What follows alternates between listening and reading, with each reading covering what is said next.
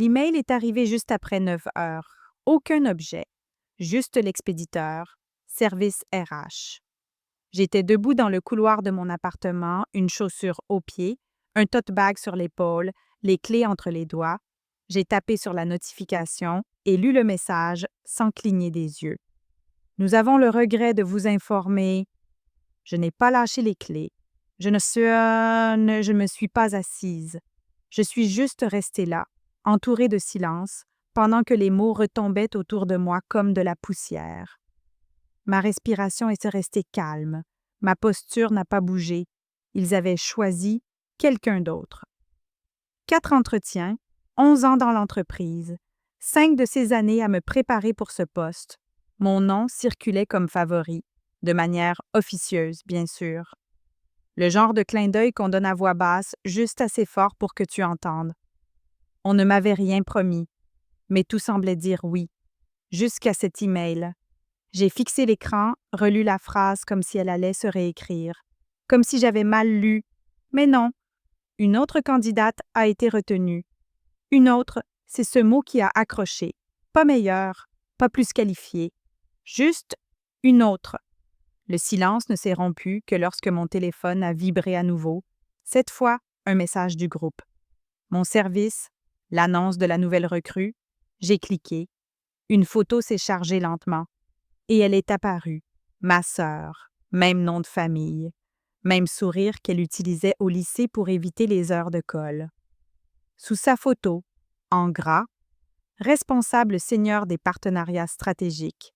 Mon poste, celui que j'avais façonné de zéro, celui qu'elle savait que je visais depuis des années. Mon estomac n'a pas flanché, je n'ai pas poussé de cri. Je suis juste restée là, figée dans ce couloir étroit, regardant la trahison prendre forme. Elle savait. Elle avait toujours su, et pourtant, elle l'a pris. Pas seulement le poste, mais tout ce qu'il représentait. Et à cet instant, quelque chose a changé. Pas une fissure, pas une rupture, une décision. Elle avait peut-être obtenu le titre, mais elle n'avait aucune idée de qui elle venait de se faire une ennemie. Pas encore, mais elle le saurait. Ce n'était pas l'annonce qui me hantait, c'était le timing. 3 semaines plus tôt, elle était passée avec des plats à emporter et du vin bon marché, disant que mes soirées entre filles lui manquaient. On s'était assises sur mon canapé, moi en jogging, elle en business casual impeccable, à rire de nos vieux souvenirs, en faisant semblant que les années ne nous avaient jamais éloignés. Je pense à postuler ailleurs, elle avait dit en sirotant du pinot. Juste explorer, tu vois le genre. Je me souviens avoir hoché la tête, distraite. Mon dernier entretien avait eu lieu ce matin-là. Je lui avais raconté comment ça s'était passé. Elle avait posé des questions précises, les noms du jury, le type de présentation que j'avais faite, la technologie que j'avais utilisée. Elle avait même noté quelque chose dans son téléphone, disant que c'était juste pour se souvenir de la manière dont les entretiens corporate évoluaient. Je pensais qu'elle s'intéressait à moi. Je n'avais pas compris qu'elle récoltait des infos. La trahison n'est pas arrivée en criant. Elle est venue en murmure au fond de mon esprit, un soupçon trop absurde pour être formulé. Mais une fois implanté, il a grandi. 2 nuits après l'annonce, je suis restée tard au bureau. Mon ancien manager, Dev, est passé à mon poste. Il s'est appuyé contre la cloison, l'air prudent. « Ça va? » a-t-il demandé. J'ai hoché la tête. Il a marqué un temps. Je pensais vraiment que tu l'aurais. Moi aussi. Ses yeux ont dévié, mal à l'aise. Sa présentation était familière. Le diaporama ressemblait au tien. C'est là que le murmure est devenu rugissement. Je suis restée impassible. J'ai posé des questions, calmes et précises. Dev n'avait pas vu le back-end, mais il se souvenait de la structure, du code couleur, de la formulation. C'était du sur-mesure, pour moi, pour mes données, ma voix. Je suis rentrée ce soir-là et j'ai allumé mon ordinateur portable. Mes fichiers de travail étaient en sécurité, mon email perso intact. Mais en vérifiant l'historique de connexion de mon compte pro, les horaires ne collaient pas. Il y avait une connexion 2 jours après mon dernier entretien, un moment où je n'étais pas au bureau. L'adresse IP ne correspondait pas à chez moi. et je savais très bien à qui elle appartenait. La révélation s'est glissée dans mes os comme du givre. Elle n'avait pas juste postulé, elle m'avait regardé construire ce diaporama, avait copié mon travail et soumis un duplicata. J'ai fixé l'écran, le curseur clignotant. Je n'ai pas pleuré, je ne l'ai pas appelé, je n'ai même pas juré. À la place, j'ai ouvert un nouveau document et commencé à taper une chronologie, un dossier, un commencement. Parce que si elle pensait s'en être tirée, pensait que j'allais avaler la perte comme un coup de malchance, alors elle ne me connaissait pas du tout. Ce n'était pas un échec, c'était le début de quelque chose. Elle avait volé un poste, réécrit un récit. Maintenant, j'allais en écrire un aussi. Et le mien se terminerait avec son nom retiré de la porte. Définitivement. Nous n'avons pas toujours été comme ça. Il fut un temps où elle me tressait les cheveux avant l'école, où l'on se chuchotait des secrets d'un lit jumeau à l'autre, où je croyais que nous étions une équipe.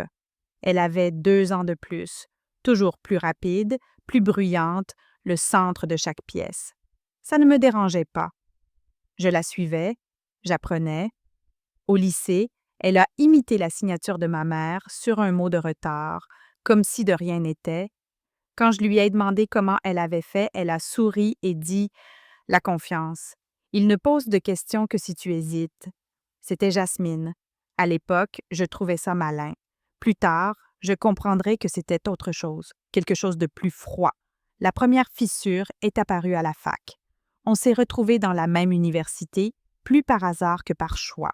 Filières différentes, cercles d'amis différents, mais la même résidence pour un semestre. J'étais à la bibliothèque tous les soirs. Elle, aux soirées, à nouer des contacts. J'enviais la facilité avec laquelle tout semblait s'aligner pour elle. Comment les profs se souvenaient de son nom après une seule discussion. Comment elle improvisait un projet de groupe et sortait quand même avec un A. Puis est venue l'enquête pour plagiat. Un de ses devoirs signalés pour des passages copiés. Elle a failli être suspendue. Je l'ai su parce qu'elle a débarqué chez moi, les yeux rouges, me demandant si elle pouvait dormir là. « Ils mentent », elle a dit. « Ou ils exagèrent. Tout le monde réutilise des sources. » Je l'ai cru. Je l'ai même défendu, jusqu'à ce que je voie le devoir original dans son sac, le mien, d'un cours que j'avais suivi 2 ans auparavant. Elle avait changé le titre, déplacé des paragraphes, mais la structure était la mienne. Je l'avais écrit pendant un stage d'été, fière de chaque ligne. « Tu as utilisé mon travail ?» ai-je demandé, la voix basse. Elle a haussé les épaules. « Tu ne t'en servais pas. » Et ça m'a sorti d'un pétrin. Aucune excuse, juste ça, comme si c'était pratique, logique. Je ne l'ai jamais dit à personne. J'aurais dû. Mais une part de moi voulait encore la protéger. S'accrochait encore à la fille qui me tressait les cheveux et gardait mes secrets. On s'est éloignés après ça. Distance polie, fête de famille, texto occasionnel. Elle s'est lancée dans la stratégie d'entreprise. J'ai construit une voie discrète dans les partenariats. On se croisait juste assez pour rester cordial. Quand elle a emménagé dans la même ville il y a 2 ans, j'ai hésité. Mais elle m'a contactée. Elle disait vouloir repartir à zéro, retrouver nos soirées de sœurs, se rapprocher. Je l'ai laissée entrer. Je lui ai offert du vin et des conseils pro. Elle utilisait mon imprimante, empruntait des livres sur mes étagères, je lui posais des questions sur ses rencarts. Je voulais croire qu'on avait dépassé le passé. Mais certaines personnes ne grandissent pas. Elles s'adaptent. Elles apprennent à sourire pendant qu'elles affûtent la lame. Elle n'a pas seulement volé un poste, elle l'a répété, et assise dans ce souvenir, chaque sourire qu'elle m'avait offert ces derniers mois a commencé à sonner faux, lui aussi. La sororité, il s'avère, n'était pas une immunité, c'était le déguisement parfait. J'ai attendu que le bureau se vide. Vendredi soir, un peu après 18 heures. L'immeuble bourdonnait de silence. Les lumières à détection de mouvement s'atténuaient, les portes claquaient doucement. L'équipe de nettoyage n'était encore qu'un étage plus bas. Je me suis connectée à mon poste, j'ai fermé tous les onglets sans rapport et j'ai ouvert ma messagerie. Pas pour envoyer quoi que ce soit, juste pour regarder. Mes accès n'avaient pas été supprimés. Même après que le poste ait été pourvu, ça voulait dire quelque chose, il n'avait pas vu ce qu'elle avait fait. Ou peut-être qu'il n'avait pas pris la peine de le remarquer. J'ai commencé par les messages envoyés. Filtrer par date. Chercher quelque chose d'inhabituel. C'est là que je l'ai vu. Un mail transféré à une adresse externe que je ne reconnaissais pas. L'objet, ma présentation finale. Pièce jointe, le diaporama complet, daté d'un jour après mon dernier entretien. J'ai cliqué sur le destinataire. Ce n'était pas son adresse perso. C'était l'un de ses domaines jetables, quelque chose de temporaire, masqué. Mais le motif de nommage était le sien, un surnom qu'elle utilisait à la fac, enfoui dans la chaîne. C'était le premier indice. J'ai creusé. Mon dossier de brouillon avait été modifié un jour où je ne m'étais pas connectée. Il y avait eu des modifications dans le plan du pitch, mineures mais révélatrices. Elle avait ajusté le langage, resserré les formulations, pas juste volé, amélioré. Elle n'avait pas simplement copié mon travail, elle l'avait étudié. Ce n'était pas maladroit, c'était intentionnel. Elle connaissait mon rythme, ma manière de présenter la valeur, de formuler les indicateurs de croissance. Elle avait été assez présente pour absorber ma voix. J'ai vérifié mon agenda ensuite. Une invitation à une réunion qu'elle avait vue, briefing final du jury. Elle m'en avait parlé négligemment le lendemain. Alors, comment ça s'est passé? Je lui avais tout raconté. Elle avait hoché la tête comme le ferait une sœur. Je me souviens qu'elle m'avait apporté un café ce jour-là, mon préféré, lait d'avoine, une dose de vanille, et pendant que je le buvais, elle mémorisait le chemin vers mon opportunité. Quand je me suis déconnectée, j'avais des captures d'écran, des journaux, des objets de mail, des traces IP. Ce ne serait pas recevable devant un tribunal, mais ce n'était pas encore le but.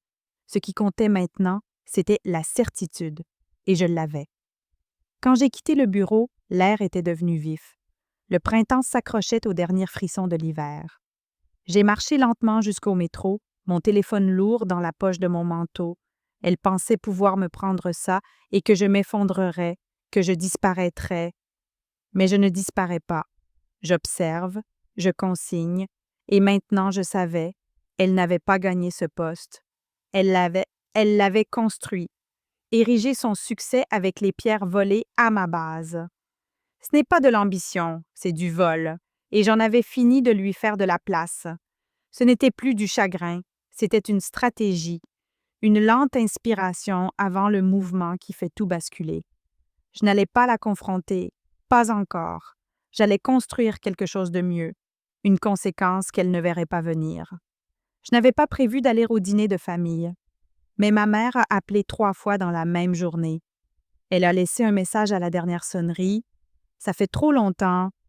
Il y avait de la culpabilité dans sa voix, mêlée d'inquiétude. Elle ne savait pas ce qui s'était passé. Aucun d'eux ne savait. Alors, j'y suis allée. Poulet rôti, bougies, ce même assortiment dépareillé de serviettes en lin.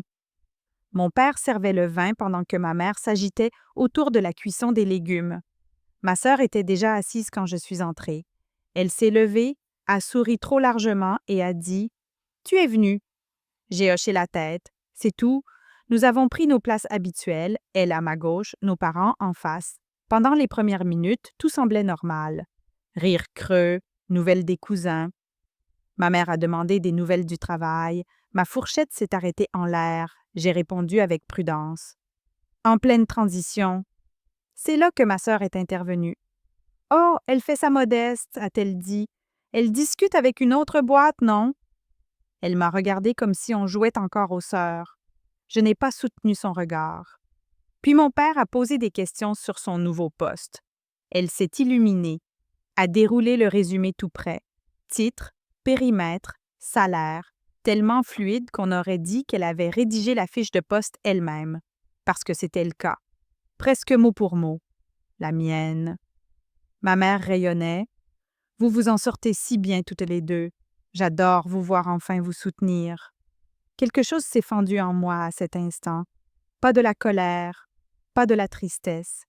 Une fracture nette, sèche. J'ai reposé ma fourchette. plié ma serviette en deux, puis je l'ai dit. Elle n'a pas mérité ce poste. La pièce s'est figée. Mon père a cligné des yeux. La main de ma mère est restée suspendue au-dessus de son verre. Ma sœur a laissé échapper un petit rire, comme si j'avais fait une blague. « OK, là tu exagères. »« Non, ai-je dit, calme, plate. Tu as utilisé mon diaporama, tu as accédé à mes mails, tu as copié la structure de mon entretien. » Son sourire s'est figé. « De quoi tu parles? » Je n'ai pas cillé. « Tu as volé mon travail, et tu le sais. » Elle s'est tournée vers nos parents. Elle est déçue. Elle n'a pas eu le poste, alors elle s'en prend à moi. J'ai gardé les mains croisées. J'ai les journaux, les traces, mails, les horodatages. La voix de ma mère a brisé le silence. « Les filles, s'il vous plaît, pas ce soir. » Ce mot, les filles, comme si on se disputait encore pour des vêtements empruntés. Mais ce n'était pas une chamaillerie, c'était du vol. Mon père a regardé ma sœur, puis moi, perplexe, mal à l'aise. Mais il n'a rien dit, et à cet instant, j'ai compris une chose. Il ne prendrait pas parti, pas ouvertement, pas si ça mettait en péril la paix. Ma sœur s'est redressée, a lissé sa serviette. On devrait peut-être en parler en privé. Je me suis levée. Inutile. J'ai laissé mon assiette intacte, pris mon manteau sur le dossier de la chaise. Personne ne m'a suivi. Quand j'ai refermé la porte derrière moi, l'air dehors semblait plus clair, plus vif. Comme si l'illusion s'était enfin dissipée. Tout ce qu'il restait entre nous comme sœurs, ça s'était terminé à cette table. Et je ne l'ai pas pleuré. Le premier jour dans la nouvelle ville, je me suis réveillée sur un matelas posé au sol. Pas encore de cadre de lit, pas de rideau, juste des cartons empilés dans les coins et le bourdonnement discret de la circulation 6 étages plus bas. J'ai préparé du café en silence, comme je le fais toujours quand quelque chose de grand se termine ou commence à peine. Il n'y avait pas de plan, pas un grand en tout cas, juste une liste. Trouver des missions en freelance, reconstruire ma réputation, rester discrète. Je ne voulais pas de vengeance alors. Je voulais la paix, la solitude, un endroit où son ombre ne s'étirait pas dans chaque salle de réunion que je traversais. J'ai choisi un lieu avec de grandes fenêtres et aucune histoire. Un T2 au mur blanc et nu, avec une légère odeur de peinture fraîche. Ce n'était pas encore chez moi, mais c'était à moi. Le premier mois, j'ai accepté de petites missions, des tâches peu reluisantes. Négociation fournisseur, relecture de contenu. J'ai dit oui à des choses en dessous de mon ancien poste. Les gens regardaient mon CV et demandaient pourquoi j'avais quitté une si bonne entreprise. Je souriais toujours et répondais « besoin de changement ». Je ne parlais pas de ma sœur. Je ne parlais pas du poste volé. Cette partie restait pliée en moi, comme un document pas encore déposé. Ce qui m'a le plus surprise, ce n'était pas la difficulté. C'était la rapidité avec laquelle j'ai retrouvé un rythme. Je me levais tôt. Je répondais aux mails dans l'heure. J'utilisais ce que je savais, anticiper les problèmes avant qu'ils n'apparaissent, créer de la confiance dans des pièces où je n'avais pas encore ma place. L'un de mes premiers clients m'a demandé si j'avais déjà dirigé une campagne nationale. C'était le cas. Je ne lui ai simplement pas dit que les résultats avaient été présentés sous un autre nom que le mien.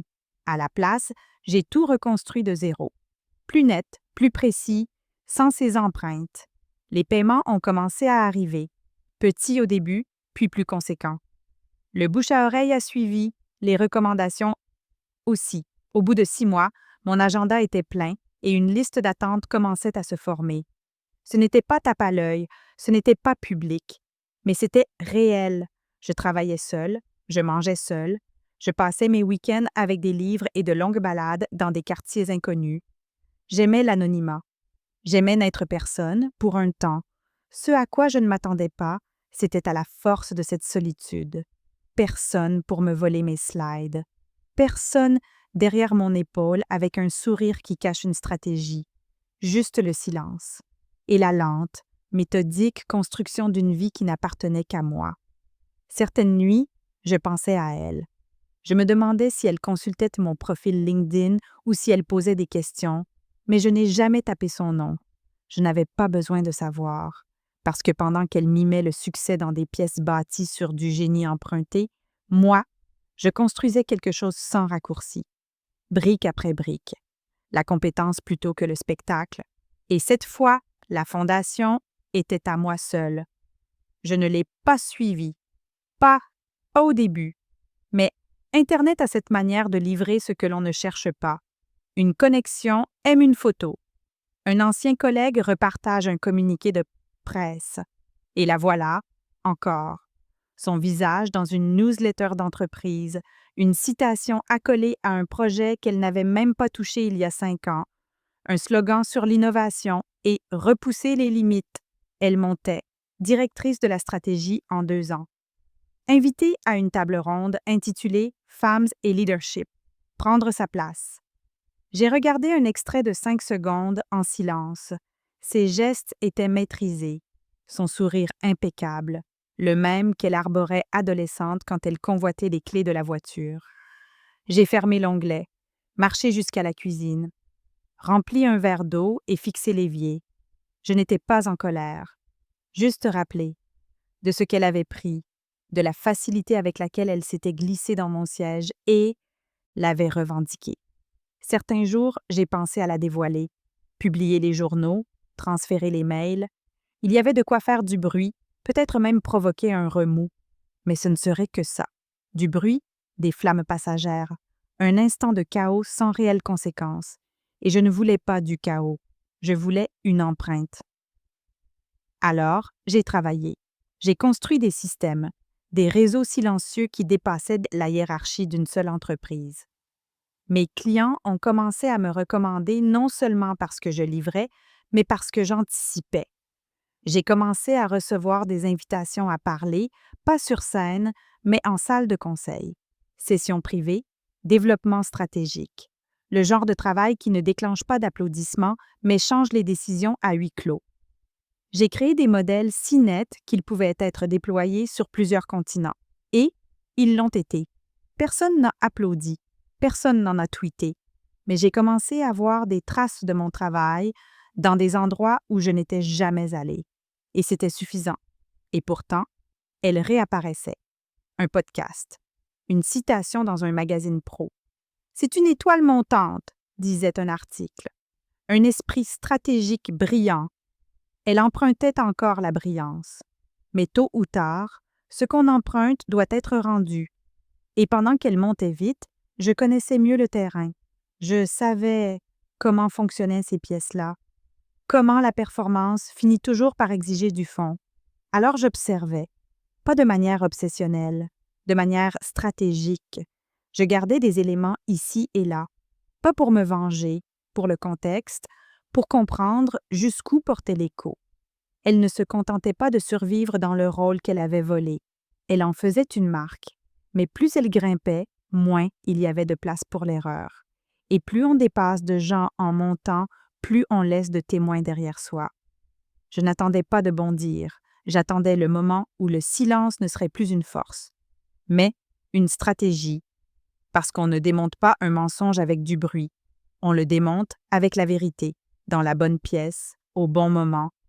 L'offre est arrivée un mardi, un mail succinct, une description de poste, un salaire proposé 2 fois supérieur à ce que je gagnais à mon apogée en entreprise. L'objet, opportunité de direction, discussion confidentielle.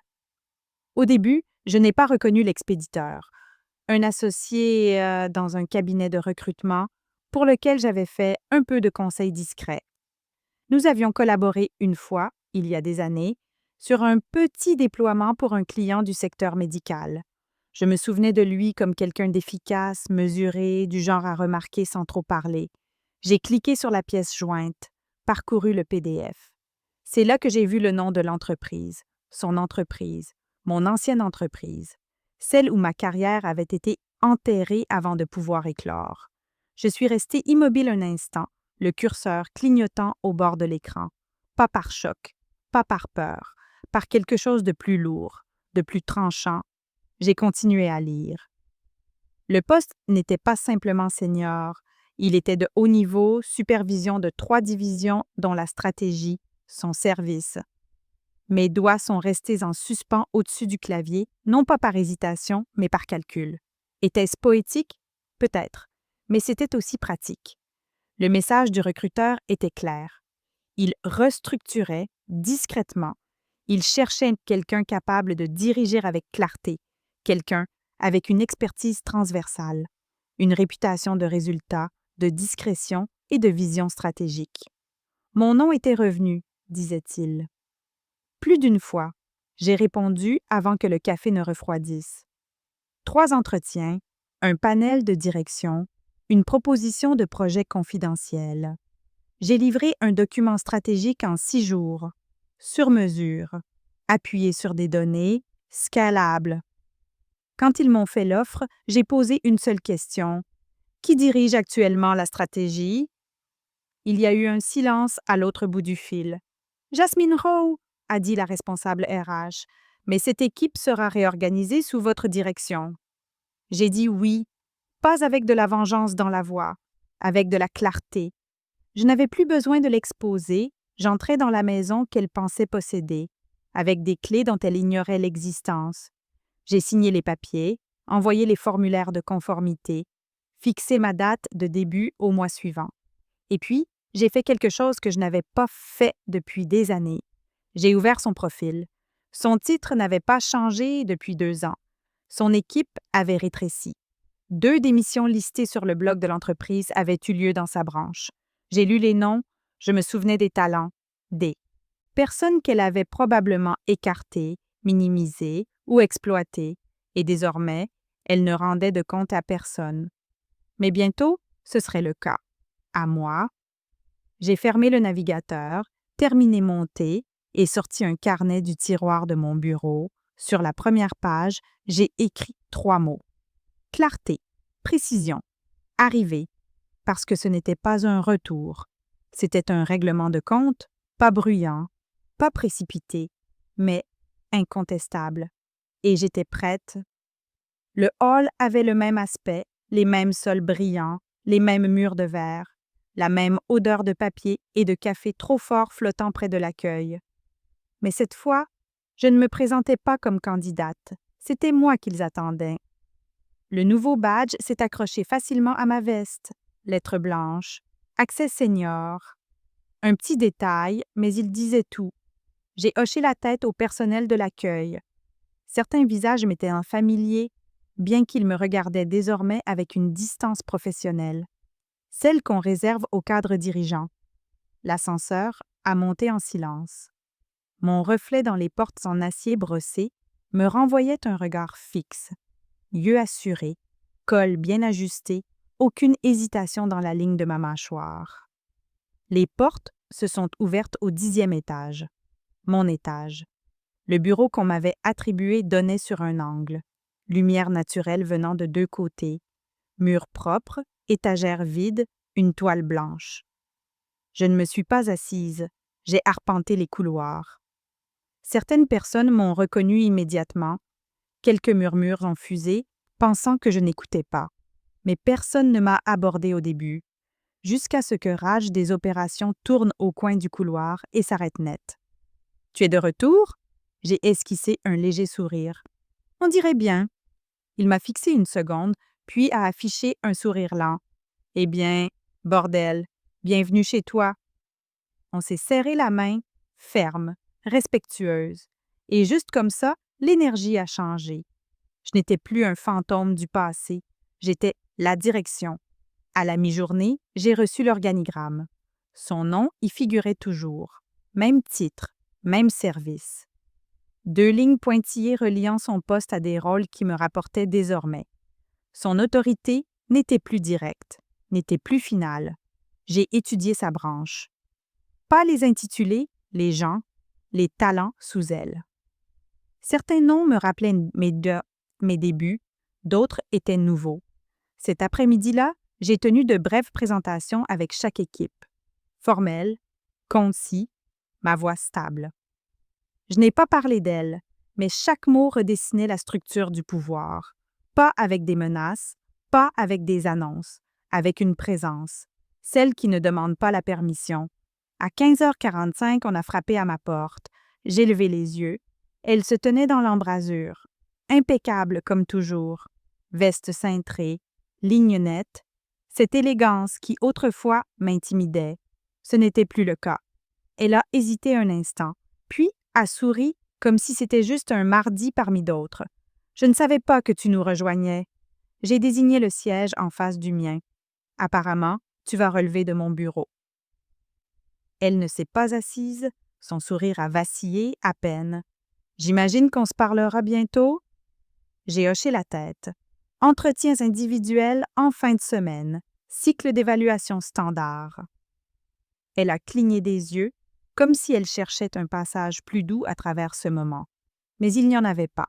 Plus maintenant. Elle est partie sans rien ajouter, et quand la porte s'est refermée, j'ai laissé le silence s'installer. Ce n'était pas de la revanche. C'était de l'ordre, la structure revenant à ce qu'elle aurait toujours dû être. Et je n'étais pas là pour lui rappeler le passé. J'étais là pour reconstruire l'avenir, sans ses empreintes. La salle du conseil n'avait pas changé, toujours froide, toujours trop de verre, toujours cette longue table où les décisions résonnaient autrefois au-dessus de moi, comme si je n'étais pas là, comme si mes idées étaient empruntées, non construites. Mais cette fois, je ne me suis pas assise au bout. J'ai pris la place en tête. La réunion a commencé à 9 heures précises. Les responsables de département sont entrés, bloc-notes à la main, visage fermé. Certains me disaient quelque chose, d'autres non. Ils m'ont salué avec prudence, attendant de voir quel genre de dirigeante je serais. Je n'ai pas fait de discours. J'ai posé des questions sur les projets en cours, les blocages, le moral des équipes. J'ai observé les regards échangés avant chaque réponse. J'ai noté les pauses, les hésitations. Ils n'avaient pas peur de moi, ils avaient peur du changement. Quand est venu le moment d'évaluer l'équipe des partenariats stratégiques, son équipe, personne n'a pris la parole en premier. Alors je l'ai fait. J'ai vu les rapports trimestriels, croissance impressionnante sur le papier, ai-je dit. Mais j'aimerais plus de détails, pas seulement les chiffres, la méthode. Quelques regards ont traversé la table, puis quelqu'un a parlé, Amanda, manager intermédiaire. Je me souvenais d'elle pour un lancement produit que j'avais autrefois rattrapé, intelligente, prudente. Il y a eu quelques incohérences, a-t-elle dit. De bonnes idées, mais l'exécution manque de constance. Beaucoup de départs ces derniers temps. Pourquoi? Elle a hésité. Problème d'alignement, message contradictoire. J'ai pris note, pas sur mon ordinateur, sur papier. Délibérément, le reste de la réunion a suivi son cours. Mise à jour marketing, révision budgétaire. Le service informatique a signalé un problème d'accès, des identifiants obsolètes encore actifs. J'ai gardé l'information en tête. Quand nous avons levé la séance, je n'avais pas seulement des notes, j'avais une direction. Dans le couloir, Amanda m'a rattrapée. Je ne voulais pas trop en dire devant tout le monde, a-t-elle soufflé. Mais on a perdu 3 analystes dans ce service en moins de 6 mois. 2 mutations, une démission sans préavis. Tout sous sa responsabilité? Amanda a hoché la tête. Des plaintes formelles? Elle a haussé les épaules. Rien de consigné. Les gens pensaient que ça ne changerait rien. Ça changerait maintenant. Je l'ai remercié, sans rien promettre, juste écouter. Cet après-midi-là, j'ai envoyé une note discrète au RH, demandé la mise en place de retours anonymes, un examen des entretiens de sortie. Je vous laisse des motifs, des noms, des dates, pas pour punir, pour comprendre, parce que quand on reconstruit une maison, il faut savoir où se trouve le pourri. Je n'ai pas convoqué ma sœur, pas encore. Je voulais la vue d'ensemble, pas seulement ce qu'elle avait fait, mais ce qu'elle avait laissé derrière elle. Elle était montée vite, trop vite. Son succès reposait sur un échafaudage qu'elle n'avait pas renforcé. Et maintenant, les fissures apparaissaient, des fissures qu'elle ne pouvait plus colmater avec du charme. L'organisation bougeait, silencieusement, structurellement, et je ne levais pas le petit doigt pour la détruire. Je laissais simplement la vérité respirer et j'observais ce qui s'effondrait tout seul. Elle a frappé à ma porte à nouveau 3 jours plus tard. Cette fois, il y avait une autre expression dans ses yeux. Pas de la peur, pas encore, mais quelque chose qui s'en approchait. Une lueur d'incertitude, là où régnait autrefois l'assurance. « Tu as 1 minute? » a-t-elle demandé. J'ai hoché la tête. « Ferme la porte. » Elle s'est assise sans attendre d'autorisation, a croisé les jambes, lissé sa jupe. Tout était calculé. « Je voulais juste te dire « Félicitations », a-t-elle dit. « L'équipe a été surprise, mais je trouve ça super qu'on retravaille ensemble. » Ensemble, comme si on avait déjà vraiment travaillé ensemble. Je passe en revue tous les services, ai-je répondu. On aura le temps d'en discuter plus formellement pendant ton entretien individuel. Elle a cligné des yeux. Bien sûr, je voulais juste prendre un peu d'avance, mettre les choses à plat. J'ai attendu, elle a souri, un sourire crispé, poli. Je sais qu'on a eu des différends, mais je veux que tu saches que je suis engagée à jouer collectif. Parfait, ai-je dit. C'est ce qu'on attend. Sa posture a vacillé, légèrement. Je n'ai rien ajouté. Je l'ai laissée dans ce silence. Finalement, elle s'est levée. Je te laisse bosser. Lorsqu'elle est sortie, je me suis replongée dans mes notes. Elle sentait le changement. À présent, des choses subtiles. Une demande de validation redirigée vers ma boîte de réception. Un rapport qu'elle avait soumis signalé pour données manquantes. 2 analystes juniors de son équipe avaient demandé des mutations latérales, tous deux évoquant un manque d'alignement avec le style de management. Le système parlait. Je ne forçais rien. Je consignais. Les RH avaient commencé à m'envoyer des synthèses d'anciens entretiens de sortie. Des expressions revenaient. Absence de direction claire. Retour méprisant. La reconnaissance n'est pas allée aux bonnes personnes. Tout y était, la trace silencieuse qu'elle avait laissée en gravissant les échelons. Des noms effacés, des efforts reconditionnés. Elle ne m'avait pas seulement volé, elle en avait fait une méthode. Maintenant, les murs se refermaient. Pas parce que je les poussais, mais parce que sa structure n'avait aucune base. La semaine suivante, elle a raté une échéance clé. Un lancement qu'elle avait promis pour jeudi a glissé à lundi. Sans avertissement, sans explication.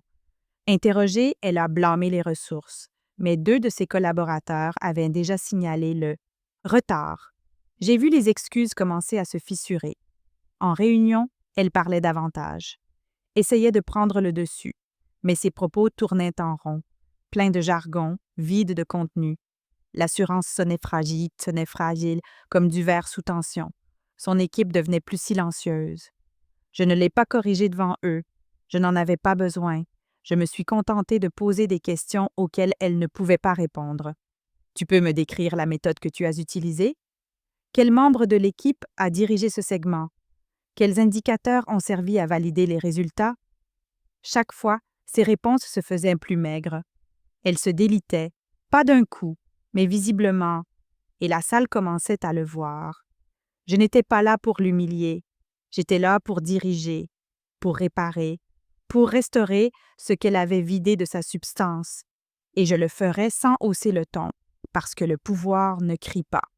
Il observe et attend. Au moment où son entretien est apparu sur le calendrier, j'avais déjà le dossier. Pas un dossier qu'elle pouvait consulter, pas le formulaire RH standard avec ses cases de notation et de commentaires. Celui-ci m'appartenait, construit semaine après semaine, ligne par ligne, parsemé de dates et de notes que moi seule comprenais. Je l'avais intitulé simplement « Évaluation, responsable stratégique ». À l'intérieur, il y avait des schémas, délais non respectés, indicateurs gonflés, projets qu'elle s'était attribués alors qu'ils venaient d'ailleurs. J'ai retracé la chaîne d'exécution d'une initiative clé, une campagne qu'elle avait vantée lors de 3 réunions distinctes, et j'ai découvert que le travail de fond avait été rédigé par un analyste junior qu'elle avait à peine reconnu.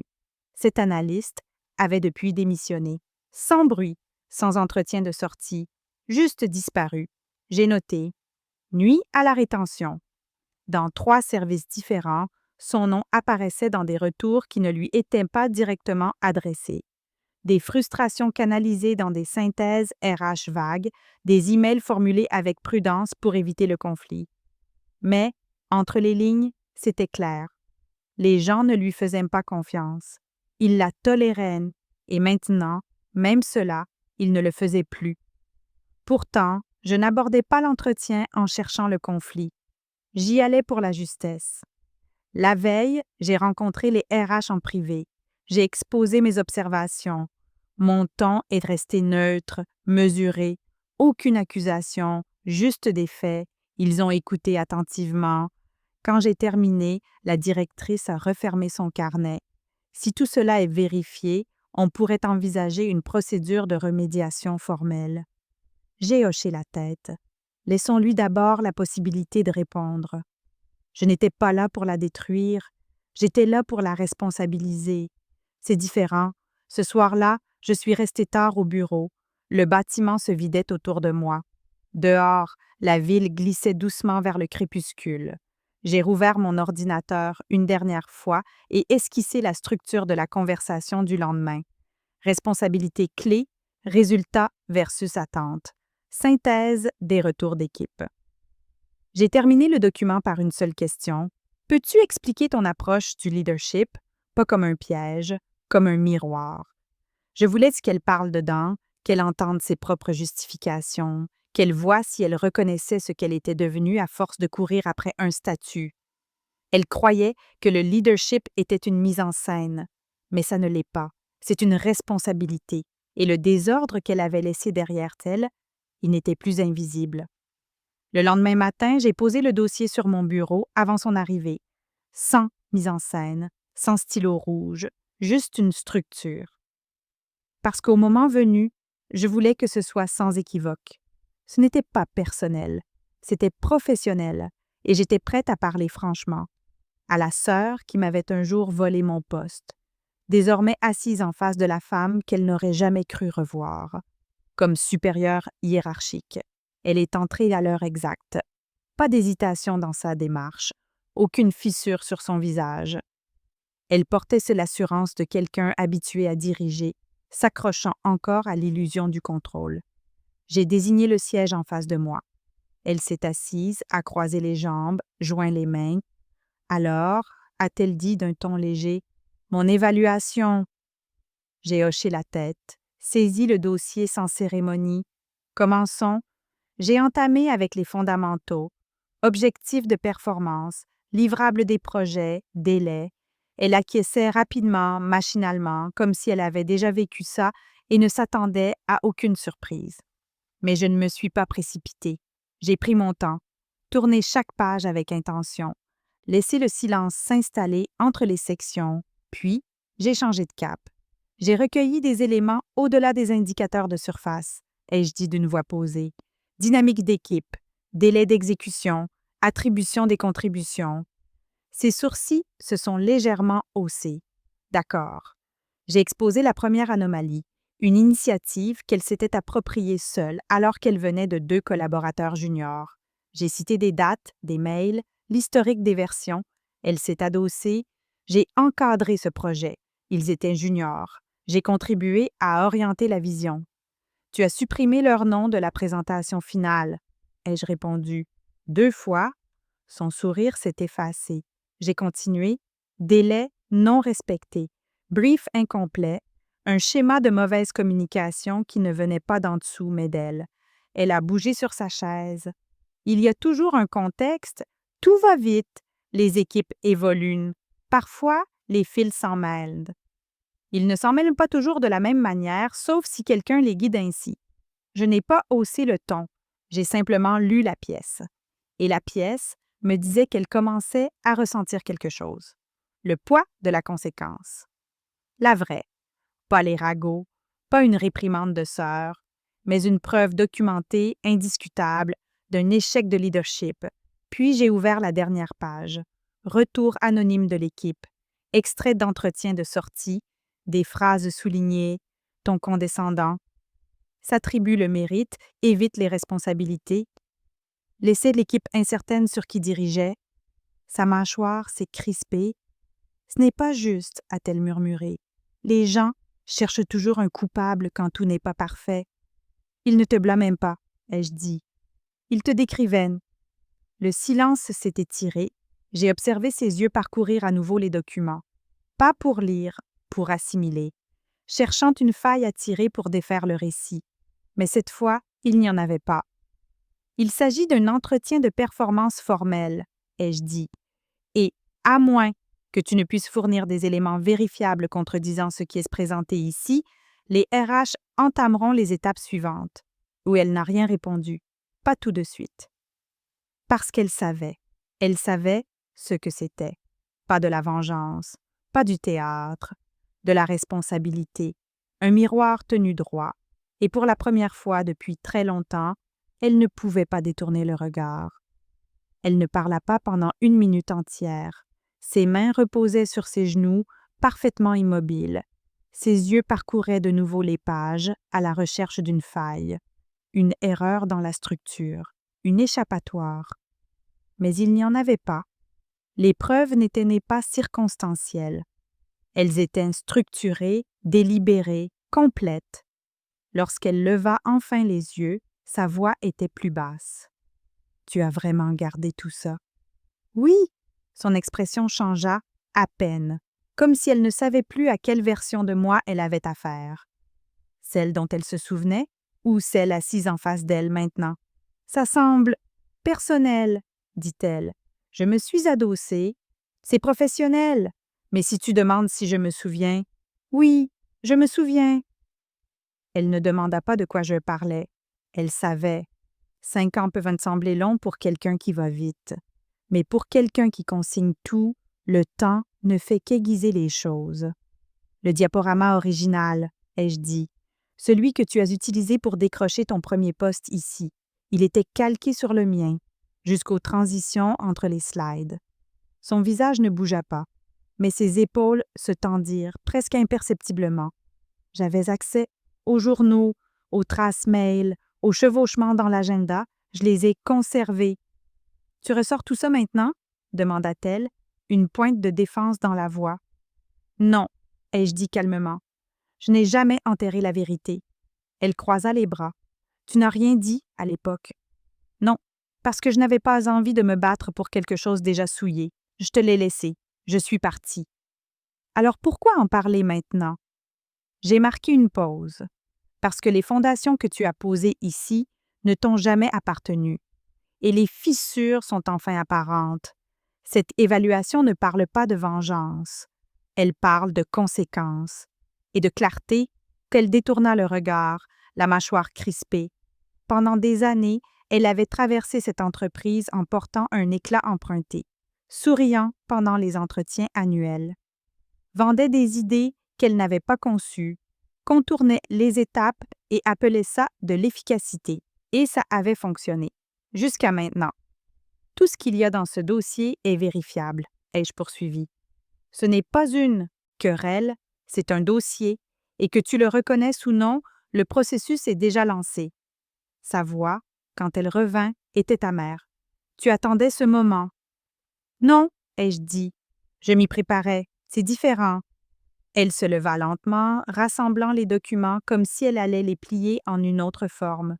Une qui aurait plus de sens, une qui semblerait moins définitive, mais la forme était claire. « Ce n'est pas fini, » dit-elle. J'ai soutenu son regard. « Tu as raison, les RH te contacteront demain. » Elle tenait le dossier comme s'il allait la mordre, comme si la vérité qu'il contenait avait un poids qu'elle n'avait encore jamais porté. Puis elle est sortie. Pas de porte claquée, pas de mot de départ, juste le silence. Le même silence qu'elle avait pris pour de la faiblesse toutes ces années plus tôt. Mais c'est dans le silence que je m'aiguise. Et elle venait d'y entrer. Il a fallu moins de 48 heures. Les RH ont agi vite une fois l'évaluation déposée. La documentation était irréprochable. Entretien de sortie, incohérence de performance. Les signalements ignorés pendant des années étaient désormais alignés dans le cadre d'une enquête formelle. Le vendredi matin, elle était mise en congé administratif. Je n'ai pas annoncé la nouvelle moi-même. Ce n'était pas mon rôle. Le processus était interne, officiel, comme cela aurait dû l'être depuis le début. Mais j'étais en copie du message. Objet, suspension temporaire en attente des résultats de l'examen. Aucune mise en scène, aucune excuse, juste la procédure. Je l'ai lu une fois, puis j'ai fermé le mail. Elle n'est pas venue au bureau ce jour-là. Son poste est resté intact, pas de rumeurs chuchotées, pas de scène, juste une absence. Comme un fil tiré discrètement d'un pull que personne ne remarque jusqu'à ce qu'il se défasse. Je suis passée devant son espace de travail vers midi. Il avait l'air mis en scène, encore trop propre. Une tasse de café avec un slogan corporate, un carnet à moitié rempli, une pile de dossiers avec ses initiales imprimées en haut, symbole d'un poste construit sur du temps emprunté. Les gens posaient des questions à voix basse en passant. « Elle est malade? Il s'est passé quelque chose? » Je n'ai donné aucune réponse. Je n'en avais pas besoin. Le lundi suivant, le comité d'évaluation s'était réuni. Les RH avaient impliqué le service juridique. Les plaintes étaient jugées crédibles. Les schémas, évidents. Manquement au leadership, attribution non éthique du travail, violation des protocoles d'équipe. Ils n'ont pas utilisé le mot « vol ». Mais je savais ce que c'était. L'avis final est arrivé le jeudi suivant. Rupture effective immédiatement. Accès révoqué. Badge désactivé. Indemnité finale à traiter sous 30 jours. J'ai fixé la notification. Pas de satisfaction, pas de sourire, juste le calme. Il y a 5 ans, elle m'avait volé mon avenir. Aujourd'hui, j'avais démonté le faux avenir qu'elle avait construit avec, pas par vengeance, pas dans le bruit, par la structure, par la vérité, avec la même précision qu'elle avait autrefois sous-estimée. Plus tard dans la journée, je suis passée devant le bureau des RH. La réceptionniste a croisé mon regard. « Elle est censée ce matin », a-t-elle murmuré. « Tôt, avant que la plupart n'arrivent. » J'ai hoché la tête. Je n'ai pas demandé de détails. Elle avait l'air surprise, a-t-elle ajouté, comme si elle n'y croyait pas tant que le badge ne passait pas. Je n'ai rien répondu, parce que ce n'est jamais la croyance qui compte, c'est la preuve. Je suis retournée dans mon bureau, j'ai fermé la porte et j'ai expiré. Pas de soulagement, un aboutissement, l'écho de quelque chose longtemps enfoui, désormais silencieux. Elle pensait que ce poste était la fin de l'histoire, que le volet refermerait le chapitre. Mais ce n'était que le déclencheur, et maintenant, l'histoire avait basculé. Elle avait grimpé dans des miroirs. Mais les miroirs se brisent, et ce qu'il en reste, c'est à moi de le reconstruire. Les appels ont commencé ce week-end-là, pas d'elle, de la famille, d'abord ma mère. « Il s'est passé quelque chose au travail ?» demanda-t-elle, la voix empreinte de prudence. J'ai marqué une pause.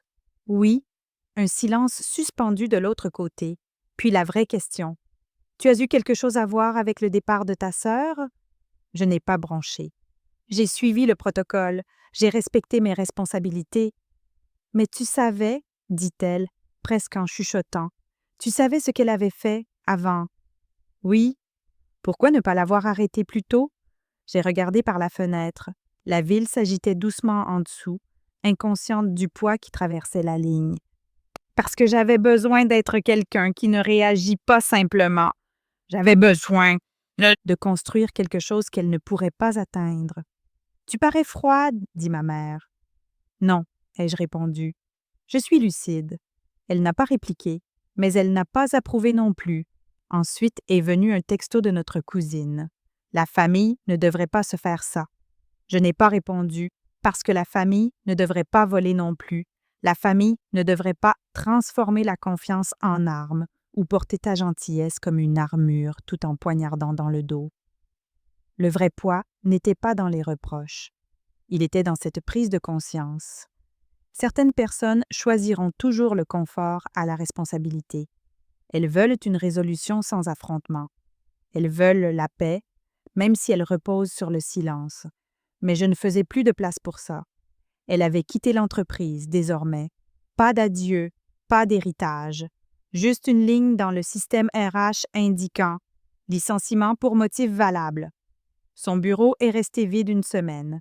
Puis il a été réattribué, discrètement, sans cérémonie. Le monde n'a pas ralenti. J'ai entendu dire qu'elle avait tenté de contester la décision, essayé de dire que c'était personnel, que j'étais partiale, que c'était une vengeance.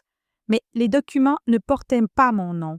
Ils portaient la vérité, recueillie à partir de 5 années de ses propres actes. Elle avait sous-estimé le poids du silence. Que la retenue pouvait être une arme plus tranchante que n'importe quel éclat. Je n'ai jamais crié, je n'ai jamais cherché sa chute. Mais quand le moment est venu, je ne l'ai pas protégé. Parce que protéger quelqu'un qui nuit aux autres, ce n'est pas de la loyauté, c'est de la complicité. Et j'avais déjà passé trop d'années à faire semblant de ne pas voir. À présent, je voyais tout, et j'ai agi. C'était ça, la différence entre nous. Elle jouait pour l'attention, moi pour le résultat. Et le résultat, c'est celui-ci. Elle et ses parties, les mains vides. Je suis restée debout, et les retombées ne m'appartenaient pas. Le bureau avait une autre atmosphère, pas plus bruyant, pas plus vide, juste plus calme. Son absence laissait un vide qui n'était pas perceptible au début. Personne ne disait grand-chose. Pas de plaisanteries murmurées, ni de regards appuyés, juste le rythme régulier du travail qui avançait. J'étais assise à mon bureau, le même qu'elle avait autrefois occupé, même si nous ne l'avions jamais vraiment partagé. Il m'appartenait désormais. La lumière de la fenêtre illuminait les contours de mes carnets, les stylos neufs prêts à être débouchés. Je ne me pressais pas, je ne précipitais rien. Il y avait quelque chose de sacré dans ce calme, l'espace pour reconstruire, pour réinventer ce que ce lieu pouvait être sans le poids de ce qui avait été volé. Les collègues ont commencé à m'aborder différemment, pas avec peur, pas avec hésitation, avec respect. Ils posaient des questions, partageaient des idées, donnaient des nouvelles sans le filtre de l'incertitude. L'équipe ressentait ce changement, même si elle ne savait pas comment le dire. Je ne me suis pas vantée, je n'en avais pas besoin. Ce qui comptait, c'était le travail régulier, discret, de réparation. J'ai revu les projets personnellement, je me suis reconnectée avec ceux qui étaient nés partis, j'ai ouvert des portes qu'on avait discrètement refermées. Le turnover a ralenti, l'énergie s'est adoucie. Ce n'était pas instantané, ce n'était pas spectaculaire, mais c'était réel. Un après-midi, une ancienne analyste est passée dans mon bureau.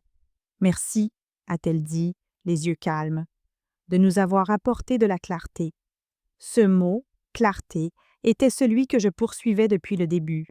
Pas la vengeance, pas la justification, la clarté. J'ai pensé aux années passées à courir après un titre, pour finalement comprendre que la bataille ne portait pas sur un poste, mais sur la vérité, sur la propriété, sur la place d'être vu et respecté. Et maintenant, dans ces instants de calme, je l'avais enfin. Je n'étais pas juste la nouvelle directrice, j'étais la gardienne, de quelque chose de plus difficile à voler, de quelque chose qui valait la peine d'être construit. Le bureau était calme maintenant, mais dans ce silence, j'entendais la possibilité, celle qui vient de savoir ce qui est cassé et de choisir de réparer. Pas dans le bruit, pas dans le spectacle, mais avec des mains sûres et un esprit clair. Parce que cette fois, les racines que j'avais plantées étaient profondes. Et elles étaient à moi. Personne ne pouvait me les enlever. Elles pensaient m'avoir enterrée, comme si la terre avait englouti toutes les chances que j'avais jamais eues, comme si les ombres que j'avais laissées derrière pouvaient me retenir. Mais elles ne savaient pas que je plantais des racines silencieuses, lentes, constantes, sous la surface. Pendant qu'elles couraient après des titres et les projecteurs, je construisais quelque chose qui ne pouvait pas être volé, le talent, l'intégrité, la clarté, ces choses qui ne crient pas pour attirer l'attention mais soutiennent tout. Je pense à la femme que j'étais au début, celle qui cherchait l'approbation, celle qui croyait que la famille était un refuge, celle qui pensait que les mots justes pouvaient tout réparer. Elle était pleine d'espoir, naïve. Je ne suis plus cette femme. Je suis quelqu'un qui comprend ce que signifie attendre, observer, agir avec précision. Il y a du pouvoir là-dedans, pas celui qui brise les vitres ou secoue les murs, mais celui qui plie l'acier doucement jusqu'à ce qu'il ne puisse plus se casser. Je parcours ces couloirs maintenant, et le passé semble lointain. Pas oublié, pas pardonné, juste contenu, comme une tempête qui est passée et a laissé un ciel calme derrière elle. On me demande si je suis heureuse, si je me sens victorieuse.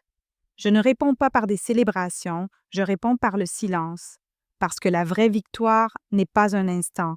C'est un état, c'est l'endroit où l'on se tient quand le bruit s'estompe, quand tout ce que tu as construit t'appartient, quand le sol sous tes pieds est stable, quand l'histoire que tu te racontes ne parle plus de ce qui a été pris, mais de ce que tu as refusé de perdre. J'entends encore parfois des murmures, de vieux souvenirs, la douleur de la trahison, le goût de la perte, mais je ne les laisse pas m'engloutir. Je suis ancrée maintenant, par un but, par la vérité, par ce feu tranquille qui ne s'éteint jamais. Elle pensait que ce poste était à elle, mais il ne lui a jamais appartenu. Il était à moi, et maintenant, ce n'est plus juste un titre, c'est un témoignage de ce qui arrive quand on sous-estime la patience, quand on confond silence et faiblesse, quand on oublie que les racines deviennent fortes dans la terre la plus sombre. Je n'ai pas seulement survécu, je suis devenue inébranlable. Et c'est l'histoire que je porte, pas celle du vol ou de la perte, mais celle des racines, profondes et vraies, qui poussent sous les ruines, attendant le bon moment pour s'élever. Je me suis élevée.